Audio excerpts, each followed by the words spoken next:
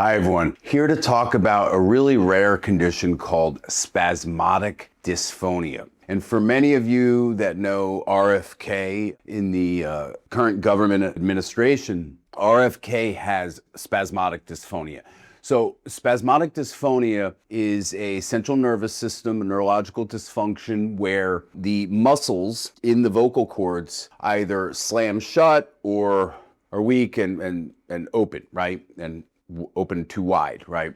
So you have muscles in the vocal cords, and just like the muscles in your legs, you know, the muscles that bring your legs together like this, those on the inside of your thighs, those muscles are called adductors, A-D-D-U-C-T-O-R-S, right? And then the muscles on the outside of the thighs that open the legs are called the abductors, A-B-D-U-C-T-O-R, abductor, right? So adductor and abductor. So those are the difference, right? The abductors open, the adductors bring the muscles together. So now that we got that straightened out, the spasmodic dysphonia, there's 3 different types, but most common is type 1, and that's where the ADD ductors, the muscles that slam the vocal cord shut, that's about 85 to 90% of cases. So then we have a patient that has the adductor and also the abductor spasmodic dysphonia. So that's called a mixed spasmodic dysphonia. That's the 3rd type. Okay, so the abductor, the adductor, and the mixed. So we have a patient with the mixed, and we have currently another patient with the more common type 1, or they don't really list them in numbers, but the adductor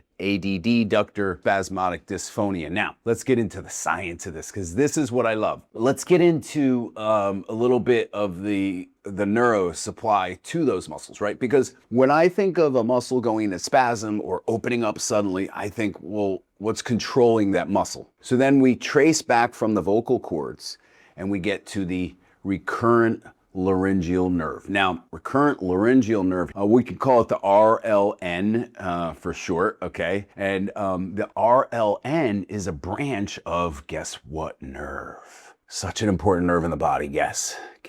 Can you guys guess? The vagus nerve. Yeah. It's a detour off the vagus nerve to the recurrent laryngeal nerve. We'll get into that in just a second. So you have the, through the base of the skull, through near the basal ganglia, you have the nerve coming down and then it comes down into the chest. Now, the left recurrent, you have 2 of them, left and right. The left RLN, that one wraps underneath the aortic arch and up and around and comes back up to the vocal cord area. And so the right recurrent laryngeal nerve, or RLN, it goes on the other side. So it's gonna loop a little bit higher up under the right subclavian artery. So you can see that there's a direct connection between the recurrent laryngeal nerve, and it could be a compression of that nerve up at the base of the head or neck. So if you've had head trauma or have a lot of neck pain, tension headaches, stuff like that in the back of the head or neck, that could definitely contribute to this, right? Stress, a lot of people say like a stressful moment triggered this, right? So we hear that a lot. So that's something where you want to target. Also, chiropractic care is really effective for cranial nerve supply and just loosening up all the tension in the back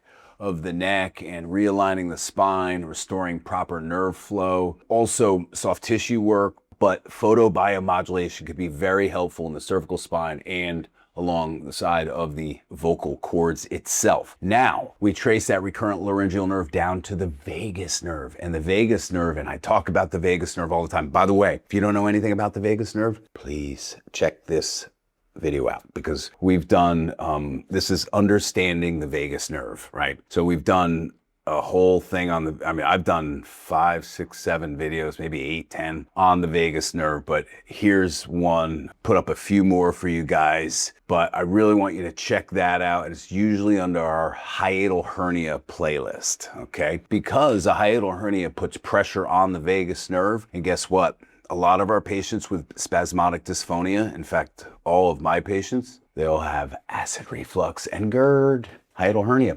So acid can also pour into the throat and irritate the vocal cords, but I don't believe that that's just what it is. I also think the hiatal hernia puts pressure on the vagus nerve right here, right where the hernia happens, and your vagus nerve runs up, and of course the detour is the recurrent laryngeal nerve. But if there's pressure on the main highway, that little detour is going to be affected too, which is that recurrent laryngeal nerve. So there you go, spasmodic dysphonia, the types of spasmodic dysphonia, and the connection between the recurrent laryngeal nerve and the vagus nerve. Thanks for tuning in, and make sure you check out my other videos. We're doing 4 videos every week. We've got over 1,250 videos. Check out our playlists on hiatal hernia, costochondritis, shoulder, back problems, you name it, anything healthcare related, even product reviews. Thank you. Appreciate you. Thank you guys so much. If you got anything from this video, or even if you just like this view of the Empire State Building and the Chrysler Building, give me a like and don't forget to subscribe. Appreciate you guys.